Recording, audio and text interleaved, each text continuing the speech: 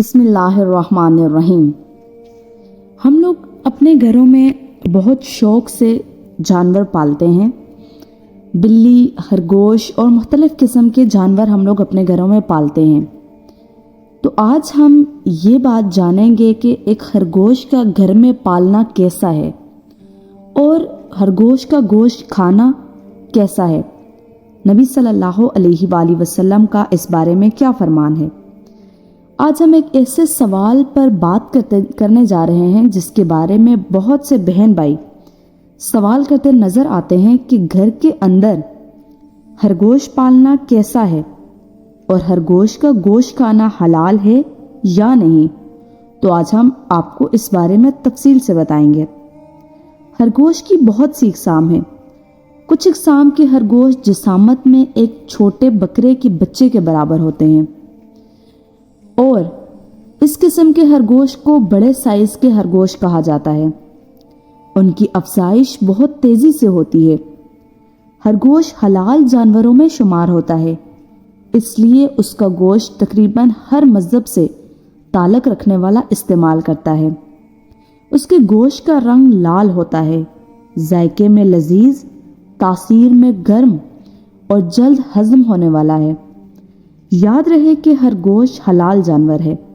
اس حوالے سے آپ کو یہ بتاتے چلیں کہ فقہا کے نزدیک خرگوش چونکہ گھاس اور دانہ کھاتا ہے، مردار یا نجاست اس کی غذا نہیں ہے، نہ ہی وہ اپنے پنجوں یا پونچھ سے شکار کرتا ہے، اس لیے شرعی طریق پر ذبح کر کے اس کو کھانا حلال ہے۔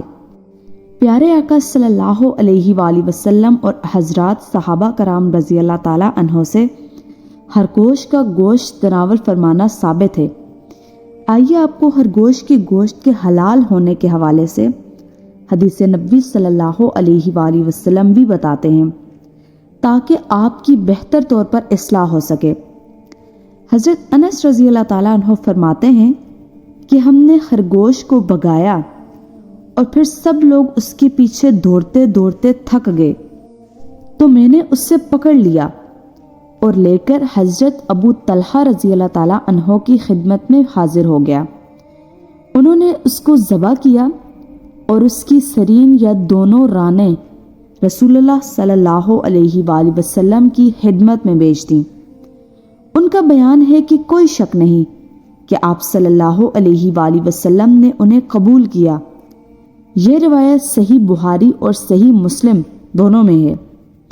دوستو، ان احادیث مبارکہ سے ثابت ہوا کہ خرگوش کا گوشت حلال ہے اور تمام اہل سنت کا اس بات پر اتفاق ہے کہ خرگوش حلال جانور ہے، اس لیے چاہیے کہ خرگوش کا گوشت استعمال کیا جائے۔ یہ اسلامی تعلیمات کے پیش نظر حلال ہے۔ بلکہ آپ کو یہ بھی بتاتے چلیں کہ ماہرین کے مطابق خرگوش کے گوشت میں دوسرے جانوروں کے مقابلے میں پروٹین، کیلشیم، وٹامن زیادہ اور چکنائی اور سوڈیم کم پایا جاتا ہے۔ آج کل خرگوش کے بالوں سے مختلف اقسامات کے ملبوسات اور دیگر اشیائے ضرورت بھی بنائی جا رہی ہیں۔ دوستو، جہاں تک اس کو گھر میں پالنے کی بات ہے تو اس کو گھر میں پالا جا سکتا ہے کیونکہ یہ ایک حلال جانور ہے اور بڑی تیزی سے اپنی نسل بڑھاتا ہے۔ کہتے ہیں کہ زیادہ تر خرگوش مادہ ایک بار میں 2 سے 8 بچے پیدا کرتی ہے۔ زیادہ تر خرگوش کی اقسام زمین میں بل یا سرنگ بنا کر گروہوں کی شکل میں رہتے ہیں۔